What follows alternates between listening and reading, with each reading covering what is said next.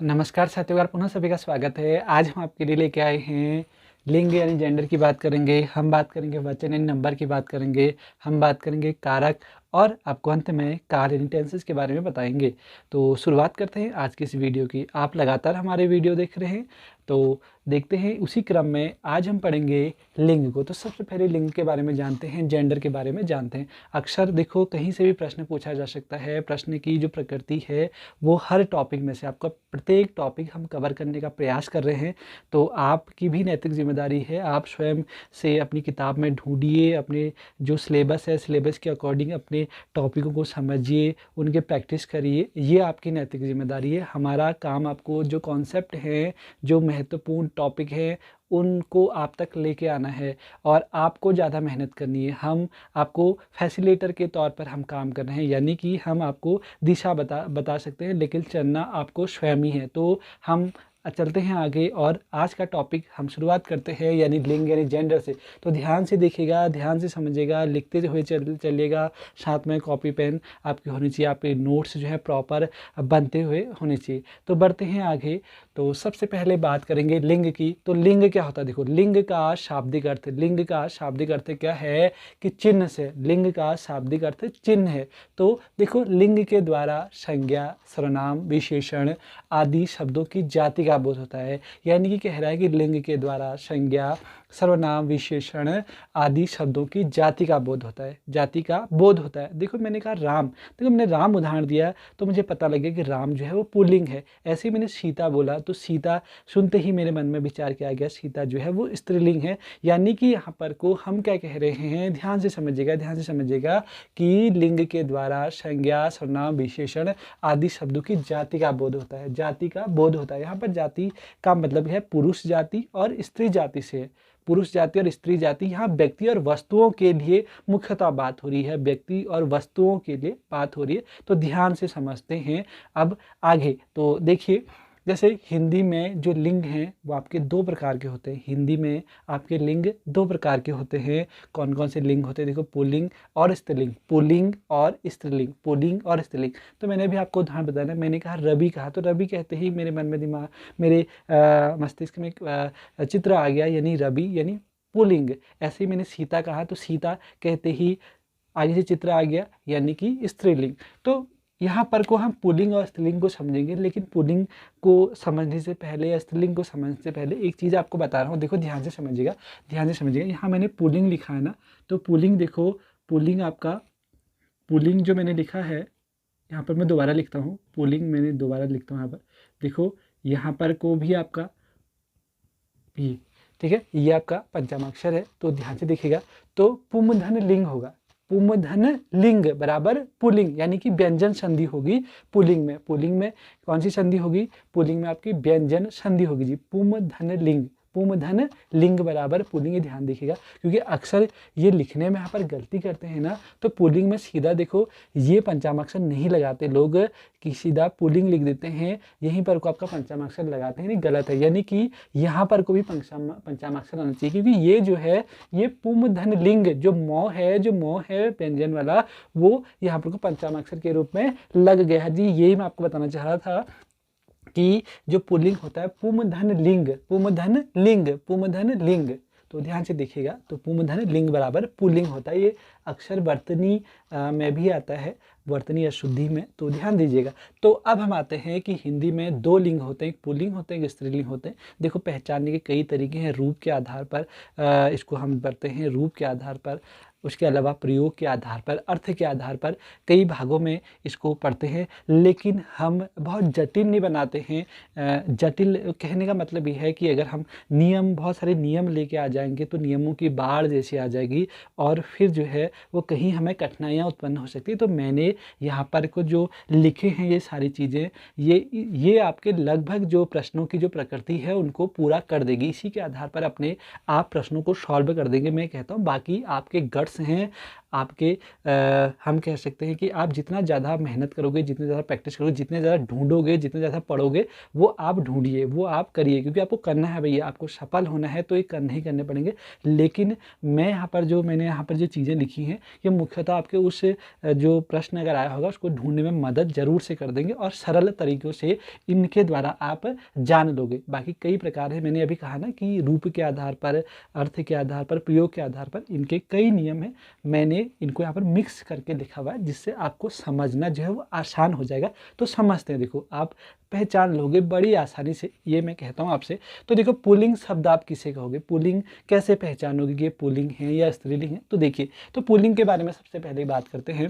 जैसे अकारांत या आकारांत, अकारांत या आकारांत शब्द प्रायः पुल्लिंग होते हैं। ठीक है, यहाँ पर अकारांत या आकारांत शब्द प्रायः पुल्लिंग होने का मतलब ये है ना, अकारांत, मैंने आपको वर्णमाला में आपने जब पढ़े होंगे तो मैंने एक बात कही थी शुरुआत में, व्यंजनों के अंत में अ होता है, एक बात बताई थी आपको, उसी को हम यहाँ पर को जोड़ने का प्रयास करेंगे। देखो अभी तक हमने जो चीज़ें पढ़ी है ना, तो उनको जोड़ते हुए भी चलेंगे। तो व्यंजनों के अंत में अ होता है, तो यहाँ पर को जो बात हो रही है, देखो अकारांत, अकारांत शब्द प्रायः पुल्लिंग होते हैं। तो अकारांत का मतलब देखो, जैसे मौ है तो मौ के अंत में अ आ रहा है ना, यानी कि अकारांत हो गया। मौ के अंत में अ, क्योंकि मौ व्यंजन है। मौ कैसे बना है, मौ और अ से बना है। मौ कैसे बना है, मौ और अ से बना है। आप वर्णमाला वाला जरूर देखिएगा। तो मौ कैसे बना है, मौ और अ से। तो अकारांत मतलब लास्ट में अ आ रहा है, लास्ट में अ आ रहा है, राम। तो और ये जो शब्द होंगे पुल्लिंग होंगे, प्रायः हमेशा नहीं होंगे, यही बात लिखी है। प्रायः का मतलब ये है कि, प्रायः का मतलब ये है कि हमेशा नहीं। ठीक है, कहीं कहीं पर आपके अपवाद हो सकते हैं। उसका क्रोध, क्रोध में आधा दौर अ होगा, यानी कि ये भी आकारांत हो गया। चीता आ गया, आ का मतलब क्या है, आकारांत। आ का मतलब क्या है, आकारांत। तो चीता में जो है आपका आर अंत में, यानी कि आकारांत, ये भी आपका पुल्लिंग है चीता। ऐसे घोड़ा, आ, घोड़ा यानी आकारांत, यानी कि अकारांत, आकारांत शब्द प्रायः पुल्लिंग होते हैं। एक नियम ये याद रखना कि जैसे अ या आ हो, प्रायः वो आपके पुल्लिंग होंगे। ध्यान से देखिएगा। दूसरा, भाववाचक संज्ञाएं जिनके अंत में, भाववाचक संज्ञाएं, अब भाववाचक संज्ञा आपको पता है, जैसे बुढ़ापा, अपनापन, ये भाववाचक आपके शब्द हैं। तो भाववाचक संज्ञाएं, अब भाववाचक संज्ञाओं की बात करें, भाववाचक संज्ञाएं जिनके अंत में त्व, व, य होता है प्रायः, ये भी क्या है, प्रायः अपवाद होंगे जरूर से, तब ये प्रायः शब्द लिखने की जरूरत पड़ती है। तो प्रायः पुल्लिंग होंगे, यानी कि जिनके अंत में त्व, व, य होता है वो प्रायः पुल्लिंग होंगे, यानी भाववाचक, एक भाव आ रहा होगा। देखो देखते जैसे गुरुत्व, गुरुत्व का मतलब गुरुत्व, गुरुत्व में आपका अंत में क्या है, त्व, त्व क्या है, ये आपका त्व जुड़ा है ना, त्व यानी हम कह सकते हैं कि प्रत्यय जुड़ा होगा, त्व यानी गुरुत्व। ऐसे गौरव, व, गौरव में क्या जुड़ा है, अंत में वो है। ऐसे शौर्य में क्या है, अंत में य है। तो भाववाचक संज्ञाएं जिनके अंत में त्व, व या य आए, वह आपका प्रायः पुल्लिंग होते हैं, यानी कि गुरुत्व में व, त्व भी है, गौरव में व पीछे से, शौर्य में य है, तो ये प्रायः पुल्लिंग होंगे जी। तो देखो भाव आ रहा है ना, शौर्य का वीरता का भाव आ रहा है, ठीक है, गौरव का भाव आ रहा है, गुरुत्व का भाव आ रहा है, गुरु के समीप, तो गुरुत्व का भाव आ रहा है। ऐसे ही आप तीसरा देखते हैं, जिन शब्दों से, जिन शब्दों के अंत में पा, पन, आव, आवा, खाना जुड़े होते हैं ना, वे प्रायः पुल्लिंग होते हैं, वे प्रायः पुल्लिंग होते हैं। यहाँ पर मैं प्रायः की बार बार डेफिनेशन बता रहा हूँ कि प्रायः में अपवाद भी हो सकते हैं जी, अपवाद भी हो सकते हैं, अपवाद भी होते हैं, हो सकते नहीं, अपवाद भी होते हैं। तो जिन शब्दों के अंत में पा, पन, आव, आवा, खाना जुड़े होते हैं वो प्रायः पुल्लिंग होते हैं। तो देखो जैसे बुढ़ापा, बुढ़ापा, मोटापा, देखो पा जुड़ा है।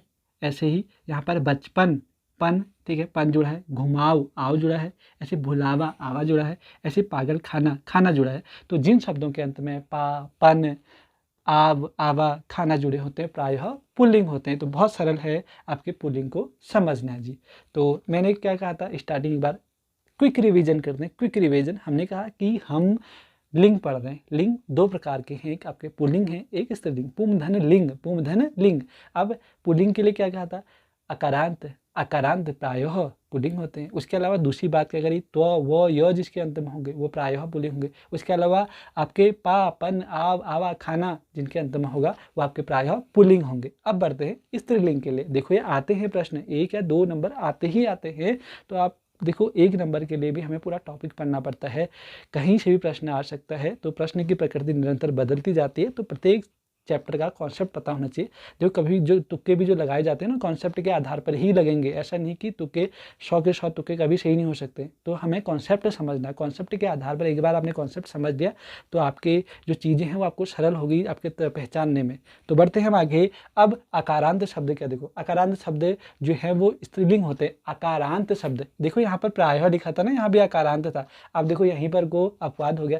अब आकारांत शब्द जैसे लता, अभी तो बहुत आसान है, जैसे हमने सीता कहा, लता कहा, रमा कहा, ममता कहा, यानी किसी स्त्री जाति से संबंधित अगर हम बात करेंगे ना तो यहाँ पर कहा था ना आदि शब्दों की जाति का बोध होता है, तो ये तुरंत हम पता लता, रमा, ममता, कोई भी स्त्री का नाम अगर हम बात करें तो वह आकारांत शब्द होता है, यानी कि आकारांत शब्द अंत में आ आता है, अंत में आ आता है। तो ये बहुत आसान है ये वाले शब्द ढूंढना कि स्त्रीलिंग है पुल्लिंग है, तो स्त्रीलिंग ढूंढना बहुत आसान है आकारांत वाले। ऐसे अब आ जाते हैं इकारांत। ई यहाँ पर छोटी है, ये ध्यान दीजिएगा, यहाँ पर ई छोटी लिखी है। इकारांत शब्द प्रायः स्त्रीलिंग होते हैं। अब क्या कहे, ये भी प्रायः स्त्रीलिंग होते हैं जी। इकारांत ई छोटी है, ध्यान रखिएगा। तो देखो जैसे रीति छोटी वाली है, ठीक है, अंत में छोटी ती है और छोटी नी है, यानी कि रीति, तिथि, हानि, आपकी हानि, ये इकारांत है। इकारांत शब्द प्रायः आपके क्या होते हैं, स्त्रीलिंग होते हैं। अब देखो कुछ अपवाद, ये अपवादों को रट लेना है आपको, ये अपवादों को रट लेना है। रट नहीं भी लेते हो देखो यही है, बहुत वैसे पहचान लोगे आप। कवि, भैया कवि है वो पुरुष ही होता है, नहीं वो आपका यहाँ पर क्या होगा, वो आपका पुल्लिंग होगा। ऐसे कपि, कपि पुल्लिंग है। रवि, आपके मित्र भी होंगे, हमारे मित्र भी हैं, तो रवि पुल्लिंग है जी। तो ये इन 3 शब्दों को रट लोगे आप, कवि, कवि, कपि, रवि, बिल्कुल रट लोगे। रवि किसी के दोस्त होंगे, हमारे दोस्त ने भी याद रखिएगा। कपि, कवि, ये कवि तो आप कहो कवि भैया, जैसे कवि अगर कवि पुल्लिंग है तो उनका स्त्रीलिंग है कवित्री होगा। अभी हम आगे देखेंगे, हमने लिखा है वो शब्द क्योंकि बार बार पूछा जाता है, तो बढ़िए आगे। अब इकारांत, अब ई यहाँ पर क्या है, ये देखो जो ई है ना यहाँ पर ये बड़ी ई है, ये जो ई है वो बड़ी है, तो इकारांत शब्द प्रायः स्त्रीलिंग होते हैं। ये भी प्रायः कह रहा है इकारांत, ईकारांत, ठीक है, ई जो है बड़ी है, वो ध्यान रखिएगा। यहाँ भी ई जो है छोटी थी, अब यहाँ इकारांत शब्द भी प्रायः पुल्लिंग होते हैं। अब देखो जैसे नदी बड़ी ई है, ऐसे रोटी बड़ी ई है, ऐसे टोपी बड़ी है, तो ये आपके इकारांत शब्द है। अब आगे बढ़ते हैं, देखो जैसे इसमें भी अपवाद हैं। अब जैसे हाथी, आपका जो हाथी है, आपके दही है बड़ी की मात्रा, पानी बड़ी की मात्रा, तो ये पुल्लिंग होते हैं। तो 3 शब्द हमें याद करने ही करने पड़ेंगे जी, ये अपवादों को आप याद कर दोगे। जैसे आपने छोटी ई में बात करी, जैसे कपि, रवि, कवि याद करे थे, तो ऐसे ही बड़ी ई के लिए आप हाथी को याद कर लीजिएगा, दही, दही को याद कर लीजिएगा, आजकल खा रहे होंगे आप, पानी, तो इसको आप याद कर लीजिएगा पुल्लिंग है। ये क्या है, ये पुल्लिंग है। तो अगला समझते हैं, देखो आई, इया, आवट, ता, इमा, प्रत्यय वाले जो शब्द होते हैं वो स्त्रीलिंग होते हैं। अगर प्रत्यय का मतलब क्या था, प्रत्यय वे शब्दांश होते हैं जो किसी शब्द के अंत में जुड़ते हैं, किसी शब्द के अंत में जुड़ते हैं वो प्रत्यय होते हैं।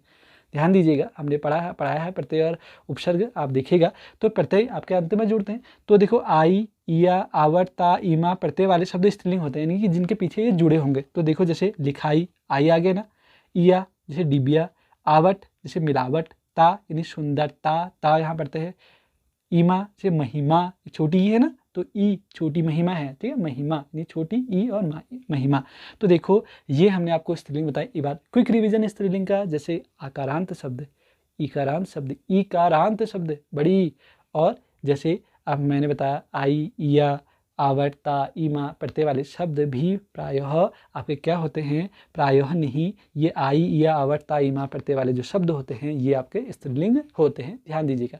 अब कुछ महत्वपूर्ण यहाँ पर शब्द भी मैंने लिखे, मैंने कहा देखो ना, हमने जैसे क्या आपसे कहा कि रूप के आधार पर, प्रयोग के आधार पर, अर्थ के आधार पर, तो उनका मैंने मिला जुला रूप जो कि आपको पहचानना और आसान तरीका जिससे आपको जो समझ में आए वो मैंने लिखने का प्रयास करा, तो उन्हीं का सबका मिश्रण यहाँ पर लिखा होगा। तो जैसे कवि है, जैसे कवि है, कवि का कवि आपका पुल्लिंग हो गया, इसका स्त्रीलिंग क्या होगा, कवित्री। ऐसे ही विद्वान है, विद्वान, विद्वान, तो विद्वान यानी कि पुल्लिंग हो गया। वैसे विदुषी, विदुषी मुख्यतः महिलाओं के लिए प्रयोग होता है, विदुषी महिलाओं के लिए, ऐसे विद्वान मुख्यतः पुरुषों के लिए प्रयोग होता है। ऐसे ही कवि आपका पुरुषों के लिए, तो कवित्री महिलाओं के लिए प्रयोग होगा। ऐसे नेता, नेता यानी मुख्यतः पुरुषों के लिए प्रयोग होगा, तो नेत्री महिलाओं के लिए होगा। जैसे अभिनेत्री कहते हैं, अभिनेता कहते हैं, ये ध्यान दीजिएगा। जैसे महान, ऐसे ही महान, और महती, ये आपका महती क्या है, ये आपका स्त्रीलिंग है जी। तो आशा करता हूँ कि आपने इस लिंग को ध्यान से समझा होगा और आपको ये आया भी होगा।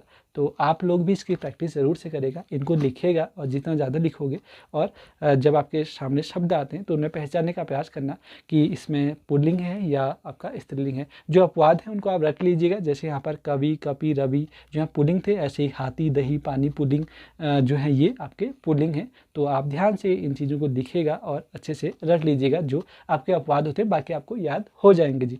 अब बढ़ते हैं वचन की ओर। वचन यानी नंबर की बात कर रहे हैं। देखो वचन का अभिप्राय संख्या से है। वचन का अभिप्राय क्या है? संख्या से है, यानी विकारी शब्दों के जिस रूप से उनकी संख्या एक या अनेक का बोध होता है उसे वचन कहते हैं। वचन में क्या होगा ना, वचन का अभिप्राय ही संख्या से है। वचन का अभिप्राय ही संख्या से है। संख्या यानी कि विकारी शब्दों, विकारी शब्द, विकार आपको बताए थे विकारी शब्द क्या होते हैं, जैसे संज्ञा, संज्ञा, विशेषण, ये मुख्यतः आपके क्या होते हैं, ये विकारी शब्द होते हैं जिनमें विकार उत्पन्न होता है लिंग, काल, वचन के आधार पर। बताए थे ना आपको, आप देखिएगा जरूर से।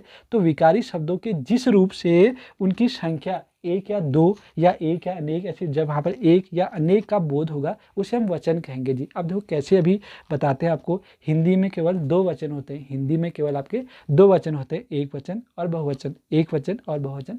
ऐसे ही अगर आप संस्कृत में देखोगे तीन वचन दिखेंगे आपको, अंग्रेजी में जाओगे चार वचन होंगे। तो हम हिंदी में केवल दो वचनों को ही अध्ययन करते हैं। हिंदी में हम केवल, हिंदी में दो वचन होते हैं, एक वचन और बहुवचन, एक वचन और बहुवचन। अक्सर प्रश्न यहाँ से आते हैं तो हम आपको समझाते हैं, ध्यान से देखिएगा।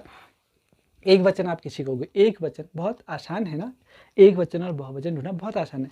तो देखो जैसे शब्द के जिस रूप से, शब्द के जिस रूप में एक वस्तु या एक पदार्थ का ज्ञान होता है। शब्द के जिस रूप में एक वस्तु या एक पदार्थ का ज्ञान होगा उसे हम क्या कहेंगे, उसे एक वचन कहेंगे। देखो जैसे बालक, घोड़ा, किताब, मेज। यहाँ पर भाव क्या आ रहा है, यहाँ पर हमें क्या पता लग रहा है कि शब्द के जिस रूप में एक वस्तु या एक पदार्थ का ज्ञान होता है, बालक, घोड़ा, किताब, मेज, यानी कि एक वस्तु का या एक पदार्थ का हमें यहाँ पर बोध हो रहा है जी। हम बढ़ते हैं, देखो आगे हम बढ़ते हैं आगे बहुवचन की ओर। बहुवचन की ओर मैं आपको समझाते हुए चलूंगा। बहुवचन में क्या होता है कि शब्द के जिस रूप से अधिक वस्तुओं या पदार्थ का ज्ञान होगा। एक वचन में तो एक वस्तु का ज्ञान हो रहा है, एक पदार्थ का ज्ञान होता है। ऐसे बहुवचन में क्या, अधिक वस्तुओं का या बहुत वस्तुओं का आप जहां हमें ज्ञान होगा उसे हम बहुवचन कहेंगे जी। देखो जैसे यहाँ एक बालक था तो यहाँ बहुवचन में वो बालकों हो गया, यहाँ घोड़ों था, किताबों हो गया, ठीक है, मेजों हो गया। यहाँ बहुत सारे, बहुत अधिक की बात हो रही है बहुवचन में, एक वचन में एक की बात हो रही है। ये आप अंतर समझिएगा, एक वचन में एक व्यक्ति वस्तु की बात हो रही है और बहुवचन में आपका अधिक वस्तुओं की बात हो रही है, अधिक वस्तु या पदार्थों की बात हो रही है जी। ध्यान से देखिएगा। अब बहुवचन बनाने के लिए कुछ नियमों के तहत आप बहुवचन बना सकते हो। जैसे कैसे, अगर जिसके अंत में ए आपका या ओ प्रत्यय लगाकर, प्रत्यय फिर वही बात, प्रत्यय जो है प्रत्यय वही शब्दांश होते हैं जो किसी शब्द के अंत में लगते हैं। तो देखो जैसे घोड़ा था तो हमने उसमें ए लगा दिया घोड़े, ठीक है। ऐसे लड़का था तो हमने ए लगा दिया लड़के, देखो ए लगाया हमने, घोड़ा था घोड़े हो गया। ऐसे लड़का था तो उसमें ए लगा दिया लड़के हो गया, ये बहुवचन हो गया। घोड़ा तो आपका एक वचन हो गया, ए लगाया तो घोड़े, ठीक है। बहुवचन बनाने के नियम बता रहा हूँ आपको। ऐसे ही आप लड़का था तो लड़के, यानी ए लगा के। ऐसे ही देखो आप, ये देखो ए लगा के देखते हैं, जब पुस्तक, पुस्तकें, देखिए। ऐसे ही बात आपका एक वचन है तो बातें, ए लगा दिया हमने तो आपका क्या हो गया, बहुवचन हो गया। ध्यान दीजिएगा कि बहुवचन कैसे बनाएंगे, आपको ये चीज़ें जो है ना प्रैक्टिस से आ जाएंगे। आप प्रैक्टिस करिए, बहुत सरल तरीके से आ जाएगी। जैसे देखो पुस्तक आपका एक वचन है, हमने क्या लगाया यहाँ पर, ए लगा दिया, पुस्तकें। ऐसे बात था, बातें लगा दिया, आपका बहुवचन हो गया। ऐसे देखो यहाँ पर या, देखो जैसे जाति था तो यहाँ लगा जातियाँ, ठीक है। नदी था तो नदियाँ, आपका बहुवचन हो गया। ऐसे देखो अब ओ लगा के, जैसे कथा था तो कथाओं, बहुवचन हो गया। ऐसे ही साधु था तो साधुओं, ओ लगा दिया तो आपका बहुवचन हो गया। तो बहुवचन बनाने के लिए ये मैंने क्या कहा, ए, आई या ओ आप प्रत्यय लगा दीजिए, वो बहुवचन आपके बन जाएंगे। आप ऐसे शब्द में लगा के देखिएगा तो आपको एक वचन और बहुवचन में जो है अंतर पता लग जाएगा जी। तो अब कुछ चीज़ें जो हमेशा एक वचन में प्रयोग होती है और कुछ चीज़ें जो हमेशा बहुवचन में ही जो है वो शब्द आते हैं। तो ये शब्द महत्वपूर्ण है, इसको आपको रट लेना है, इसको रट ही लेना है, आपको रट लेना है। तो बढ़ते हैं हम भी एक वचन शब्द, जैसे माल, ठीक है, जनता, सामान, सामग्री, सोना, ये हमेशा एक वचन में ही प्रयोग होता है इनका। जैसे माल, ठीक है, ठीक। उसके अलावा जनता, सामान, सामग्री, सोना, ये आपके एक वचन शब्द होते हैं जिसको आप रट लीजिएगा। ऐसे ही बहुवचन शब्द प्राण, दर्शन, आशु, होश, बाल, हस्ताक्षर। प्राण, दर्शन, आशु, होश, बाल, हस्ताक्षर। तो ये शब्द हमेशा आपके बहुवचन में ही आते हैं, ये शब्द हमेशा बहुवचन में आते हैं। देखो इस चीज़ के लिए एक आपको एक चीज़ बता देता हूँ ना, जैसे हमने लिखा है कि प्राण, दर्शन, आशु, होश, बाल, हस्ताक्षर, ये बहुवचन शब्दों में इनका प्रयोग तो होता है, लेकिन मैं ऐसा नहीं कह रहा हूँ कि इनका हम बहुवचन नहीं बना सकते हैं फिर से। तो प्राण का प्राणों भी कर सकते हैं, ठीक है, ठीक है, दर्शनों, ठीक है, आशुओं भी कह सकते हैं यहाँ पर। इनकी यानी कि ये कह रहा हूँ कि बहुवचन के भी हम इनके इस जो ये प्राण, होश, दर्शन, आशु, बाल, हस्ताक्षर लिखे ना, इनके हम बहुवचन बना सकते हैं। ये कहने का मतलब है जो यहाँ पर लिखे हैं कि ये हमेशा बहुवचन शब्द ही होते हैं, बहुवचन में ही इनका प्रयोग होता है। तो प्राण, होश, दर्शन, बाल, आशु, हस्ताक्षर ये आपके बहुवचन शब्द हैं। इनके बहुवचन बनाए जा सकते हैं, ये बात सत्य है जी, ठीक है, इनके बहुवचन बनाए जा सकते हैं। यहाँ पर क्या लिखे, ये बहुवचन में ही हमेशा प्रयोग होते हैं। इन दोनों बातों में अंतर है, इसको समझिएगा। तो आगे बात करते हैं, एक वचन शब्द में हमेशा ये आएंगे, रट लीजिएगा। ऐसे ये बहुवचन शब्द हमेशा ही बहुवचन में ही रहते हैं जी, इनको आप याद करेगा अच्छे से। अब हम बढ़ते हैं आगे की ओर। देखो एक बार बढ़ने से पहले हम एक वचन और बहुवचन को दोबारा से क्विक रिवीजन कर लेते हैं कि आपके जो वचन होते हैं, वचन वो हिंदी में दो वचन होते हैं, एक वचन और बहुवचन। एक वचन का मतलब जिससे हमें एक वस्तु या एक पदार्थ का ज्ञान होगा, जैसे बालक, घोड़ा। ऐसे ही हमें बहुवचन में कहेगा जिसमें हमें अधिक पदार्थ होगा, ठीक है, अधिक पदार्थ या अधिक वस्तुओं का बोध होगा, जैसे घोड़े, बालकों, पुस्तकों, मेजों हमने देखा था। अब बहुवचन में कुछ आपको ये बताया थी, जैसे ए आपका ए या ओ लगाकर, प्रत्यय लगाकर जो है आप बहुवचन बना सकते हो। जैसे कुछ हमेशा एक वचन वाले कौन कौन से हैं, माल, जनता, सामान, सामग्री, सोना, ये हमेशा एक वचन में आते हैं। ऐसे आपके बहुवचन शब्द जैसे प्राण, दर्शन, आशु, बार बार पूछा गया है आशु और प्राण, ठीक है, होश, बाल और हस्ताक्षर आपके क्या है, ये बहुवचन है। याद करेगा, इन चीज़ों को याद करेगा, अधिकतर आते हैं इनमें से प्रश्न जो मैंने यहाँ पर नीचे लिखे, ठीक है, तो आप बहुत अच्छे से याद करेगा। अब समझते हैं कारक को, ठीक है, कारक हम पहले भी पढ़ चुके हैं। कारक जब हमने आपको समास बताया था, तो समास में तत्पुरुष समास बताया था, तो तत्पुरुष समास में बात कही थी कि तत्पुरुष समास में हम 6 कारकों का प्रयोग करते हैं, वहाँ 2 कारकों को छोड़ देते हैं, तो वहाँ पर बताए थे आपको कारक, एक बार फिर दोबारा बताते हैं। देखो कारक क्या होते हैं, कारक यानी केस की बात हो रही है, संज्ञा या सर्वनाम का वाक्य के अन्य पदों से जो संबंध होता है उसे क्या कहते हैं, उसे कारक कहते हैं। ध्यान से देखिएगा कि संज्ञा या सर्वनाम का वाक्य के अन्य पदों से जो संबंध होता है उसे कारक कहते हैं। देखो अब समझते हैं, देखो आइए, देखो हिंदी में कारकों की संख्या 8 होती है, हिंदी में कारकों की संख्या 8 मानी गई है, लेकिन जब हमने समास पढ़ा था, तत्पुरुष समास, वहाँ हम 6 ही कारकों को पढ़ते हैं, लेकिन हिंदी में आपके 8 कारक होते हैं। उन्हीं 8 कारकों को देखो ध्यान से देखिएगा, जैसे कर्ता, ठीक है, कर्ता, कर्म, करण, संप्रदान, अपादान, संबंध, अधिकरण, संबोधन, ये आपके क्या है, ये 8 कारक है, 1 2 3 4 5 6 7 8। तो अब इनके चिन्ह है, देखो कर्ता ने से राम ने, तो वो कर्ता कारक हो गया, ठीक है। कर्म को जेब को कतरने वाला को, ठीक है, जेब को, ठीक है। जैसे करण से, वैसे ही आपका संप्रदान को या के लिए, ऐसे अपादान से। अब देखो बहुत महत्वपूर्ण हो जाता है अपादान, इसमें हम जोड़ दे रहे हैं, क्यों जोड़ दे रहे हैं, क्योंकि अपादान से अधिकतर प्रश्न आता है, तो अपादान से यानी पेड़ से पत्ता गिरा, अलग होने का भाव जहाँ पैदा होता है, अलग होने का भाव यहाँ पर आता है, वो आपका अपादान कारक होता है। अपादान कारक से पेड़ से आ रखा है ना, चिन्ह से।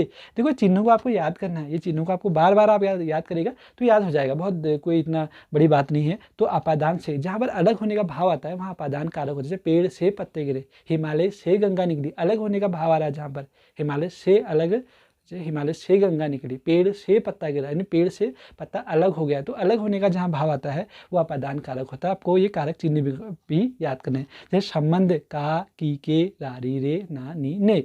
ऐसे ही अधिकरण में या पर, संबोधन हे, ए, हे, अरे, ओ, तो आपको क्या है, ये कारक चिन्ह है जी। कारक चिन्ह आपको याद करना है, कर्ता ने, कर्म को, करण से, के द्वारा, संप्रदान को, के लिए, अपादान से अलग होने के भाव में, संबंध का, के, की, रारी, रे, नानी, ने, याद हो जाएगा ना। ऐसे अधिकरण में, पर, संबोधन ए, हे, अरे, ओ, तो ये आपके क्या हो गए, ये कारक हो गए। यानी कारक जो होते हैं वो हिंदी में 8 इनकी संख्या मानी गई है, हिंदी में 8 मानी गई है। हमने देखा था कि तत्पुरुष समास में जहाँ कारक चिन्ह आते हैं ना, जहाँ भी कारक चिन्ह आपको दिखेंगे मुख्यतः वो आपका तत्पुरुष समास का उदाहरण होगा। आप ध्यान से देखिएगा, तत्पुरुष समास में हमने 6 कारकों की बात करी, लेकिन हिंदी में 8 कारक होते हैं। ये मैंने आपको बता दिया, दोबारा पढ़ते हैं। देखो आपको भी याद करने हैं ना बार बार। कर्ता ने, आप भी रिपीट करेगा, कर्ता ने, कर्म को, करण से, के द्वारा, संप्रदान के लिए, ठीक है, को के लिए, अपादान से,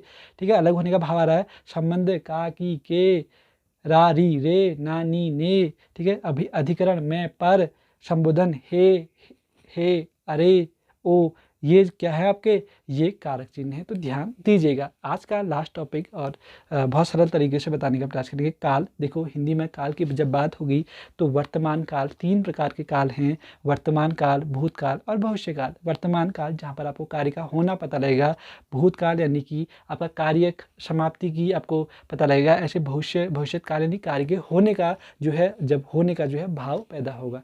तो ये ध्यान से देखिएगा। जैसे अभी हमने कुछ दिन पहले देखा था कि जहाँ पर को, जैसे कि ता हूँ, ती हूँ, वहाँ पर हेल्पिंग वर्ब में जहाँ देखे ना, हेल्पिंग वर्ब आपने देखा होगा। इससे पहले हमारे जब हम क्रिया को पढ़ रहे थे तो क्रिया में हेल्पिंग वर्ब की बात हो रही, तो ता हूँ, ते हूँ, यानी कि हम उस समय प्रेजेंट की बात कर रहे हैं, हम उसमें वर्तमान की बात करें।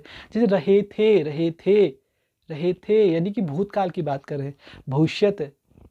भविष्य की बात करें, अब होगा, ठीक है, हम वहाँ जाएंगे, हम दिल्ली जाएंगे, गए नहीं है, जाएंगे, यानी कि भविष्य की बात हो रही है। तो आप इन काल को भी अच्छे से पढ़िएगा, यहाँ से भी प्रश्न आने की संभावना रहती है। अगर आपको ये टॉपिक भी समझाना होगा तो आप ज़रूर से लिखिएगा। हम कोशिश करेंगे कि काल में भी एक वीडियो बनाएंगे। बहुत ज़्यादा प्रश्न आते नहीं वैसे इस टॉपिक में से, फिर भी कोशिश करेंगे जब भी उचित समय होगा तो इस पर भी वीडियो बनाएंगे।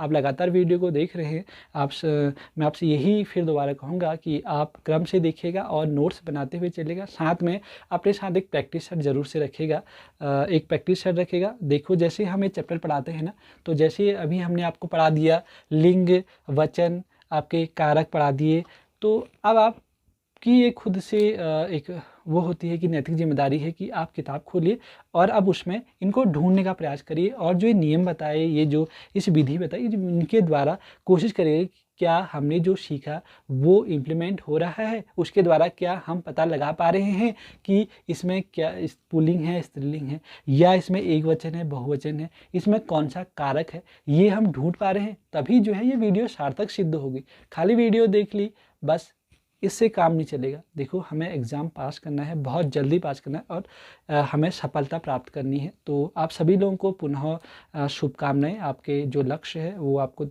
जल्द से जल्द प्राप्त हो, यही हमारी शुभकामनाएं हैं। इस वीडियो को देखने के लिए बहुत बहुत धन्यवाद। आपका दिन शुभ हो। जय भारत, जय उत्तराखंड।